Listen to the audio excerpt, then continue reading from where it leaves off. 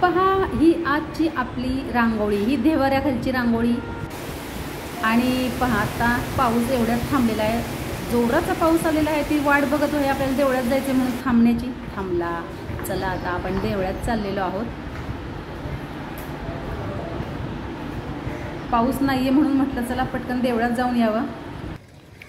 पहा आत्ताच पाऊस येऊन गेलेला आहे. नमस्कार मित्रांनो, कसे आहात? आय होप मजेत असाल. करताय ब्लॉगची सुरुवात. त्याआधी तुम्हा सर्वांना स्नेहप्रेमपूर्वक नमस्कार. तुम्हा सर्वांचं स्वागत आहे मीराताई ब्लॉगमध्ये. आपली मीराताई. चाललेलो आहोत देवळात.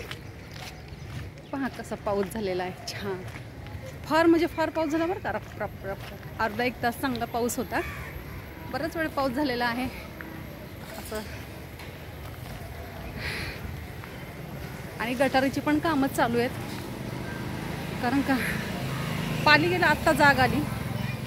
तुडुंब तुंबलेल्या गटारी वगैरे.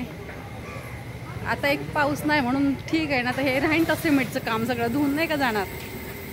हे पहा, हे काम चालू केलेलं आहे रस्त्याच्या गटारीचं. पूर्ण पण झालंय काम, व्यवस्थित झालं पूर्ण. अगदी पावसाने मेहरबानी केली मग झालं पूर्ण. मस्तपैकी ह्या सूर्याचं प्रतिबिंब एवढ्या वेळी इथे पाण्यामध्ये स्पष्ट होतं. पहा आता हळूहळू सूर्य अस्त होत चाललेला आहे. काळ्या नुसतं ओरडत होता, पण मी ही चपाती ठेवली तर अजून काय तो आला नाहीये. खाऊन जाईल, येऊन घेऊन जाईल तो चपाती. तर सकाळी घेऊन जाईल नाही तर.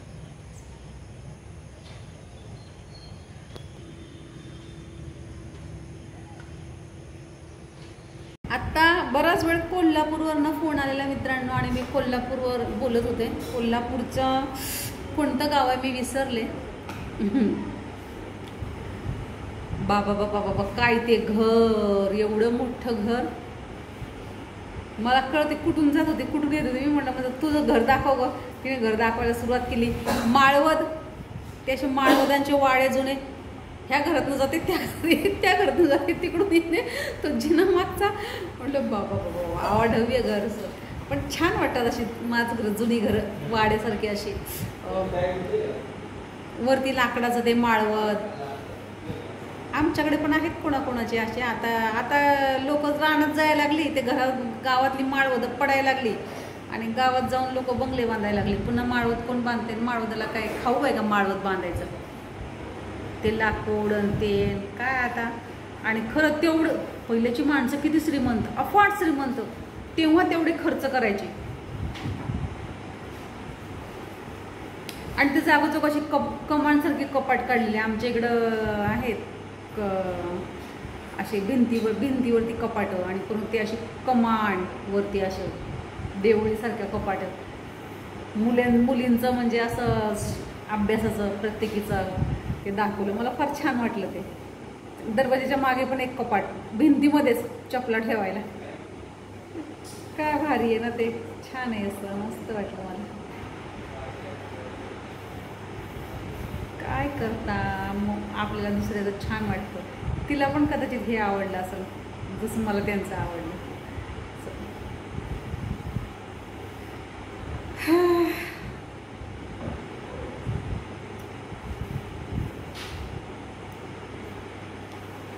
असं मन धावतं त्यांच्याकडे असं. त्या लगेच मुली म्हणाल्या अभ्यासला त्यांना फोन हवा होता. कोल्हापूरची भाषा वेगळंच काही सांगून जाते. त्या भाषा आता मी एक कादंबरी वाचते शंभूराजांची. मला ना ओक्साबोक्षी मगाशी रडायला लागला. ढस्सा ढस्सा मी रडले मगाशी. कोणत्या तुम्ही म्हणाल कशावर? जेव्हा शंभूराजांची मातोश्री जेव्हा त्यांचं निधन झालं, तेव्हा राजे छत्रपती त्यांनी शंभूराजांना असं हृदयाशी धरलं. फार छोटे होते बाळ ते. तेव्हा शंभूराजांनी छत्रपती शिवाजी महाराजांचा अंगठा घट्ट पकडला. अंगठा ते काय लेकराची छोटीशी मुठीमध्ये अंगठा आला असं घट्ट पकडला. तेव्हा आऊसाहेब बोलल्या राजांना, राजे हा मुलगा ना स्वराज्यासाठी तुमच्या स्वराज्यासाठी स्वतःचं जीवाचं बलिदान देईल, पण स्वराज्यावर आच येऊन देणार नाही. असं म्हणजे 22 वर्षानंतर होणार होतं ते जिजाऊंनी आधीच सांगितलं. आणि काय कुठे गेले ते देव तेव्हा, कुठं काय तो शंभू राजा, त्यांना घरच्याच किती माणसांनी त्रास दिला, त्यांच्याच आईने सावध राहिली. काय छत्रपतींचा शेवटचा श्वास होता, घटका मोजत होते तरी तिने कोणाला सांगितलं नाही. गडावरचे दरवाजे लावून घेतली आहे. किती अन्याय करतात तो.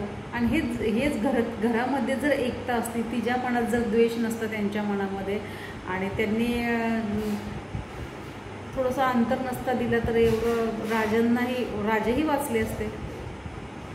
काय आता हे वाचताना ते सगळं डोळ्यापुढे दृश्य उभं राहतं ना, हृदय हे लोळून जातं, मन कशात लागत नाही. असं वाटतं आपल्या घरामध्ये किती त्रास आहे, किंवा आपल्या आजूबाजूला, किंवा आपले जेव्हा मोठा परिवार होतो, जेव्हा आपल्या घरामध्ये आपली मुलगी आपण बाहेर देतो तो एक परिवार, बाहेरची मुलगी आपल्यामध्ये येते तो एक परिवार, नंतर हे सगळ्या अडचणी वाढत जातात, काही गोष्टी छोट्या गोष्टीवरून. पण हा जर मोठा इश्यू वाटतो आपल्याला, की अरे आपल्याला किती टेन्शन आहे, त्यांना किती त्रास झाला असेल तेव्हा.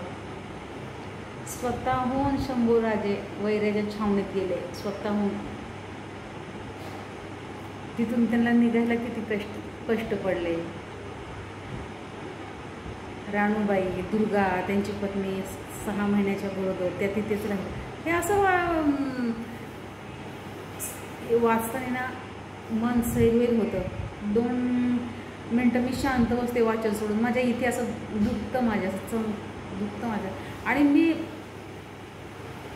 शब्दात सांगू शकत नाही. शंभूराजांवर एवढं माझं प्रेम आहे, भरभरून त्यांच्या कीर्तीवर.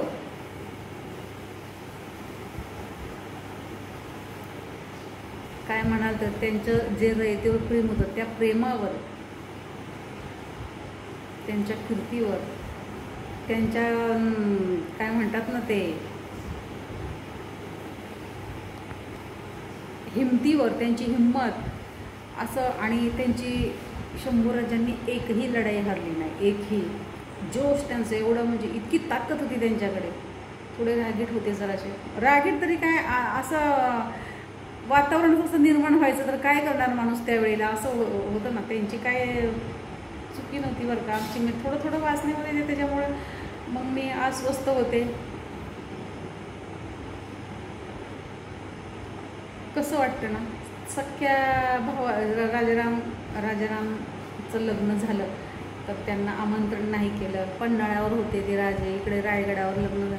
हे आजच असं मी म्हणजे नजरेखालनं हे सगळं वाचन केलं. त्याच्यामुळे मी पुस्तक बंद केलं, ठेवलं, शांतपणे पडून राहिले थोड्या वेळ. ते असं आपण वाचतो ना तर त्या वर्तमानमध्ये आपलं मन धावतं. असं वाचतो ना आपण, मी वाचते ना तर असं वाटतं की ते सगळं माझ्या डोळ्यापुढे आहे. त्या दऱ्या, त्या खोऱ्या, तो एक खान बंदिस्त होता, पुन्हा मग त्याला कसं त्यांनी त्याची बेचैन झाला, त्याच्या मुलीचं लग्न तोंडावर आलेलं, पण ह्याला खोट्या मोठ्या आरोपामुळे, औरंगजेबांच्या षडयंत्रामुळे त्याला बंदिस्त केलं होतं. मग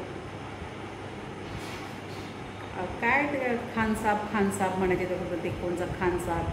मग त्याला शंभूराजाने एकदम चातुर्याने त्यांच्या मिसेसला, त्या म्हणजे दुर्गाबाईला म्हणाले, आज लवकरच जा तुम्ही, ते बघा तो काय, त्याचं काय. ते लवकर दिवस उगायच्यात पहाटे त्या देवळात गेला. देवळातल्या हिशोबाने जाणं म्हणून त्यांनी सगळी माहिती काढून आणली. मग तो आपला एक माणूस तिथे ठेवला, त्या खानाला सुटका केली, त्याची दाढी बिडी पार काढली, त्याला ते म्हणजे किती तर असो, म्हणजे असं एखादं अडचणीत असल्यावर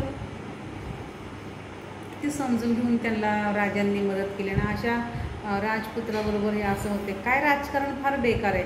आपण म्हणतो आत्ताचं, तेव्हाही असंच होतं. तेव्हापासून राजकारण चालतच आलेले आहे. आत्ताही राजकारण फार वाईट आहे. पण काय करता,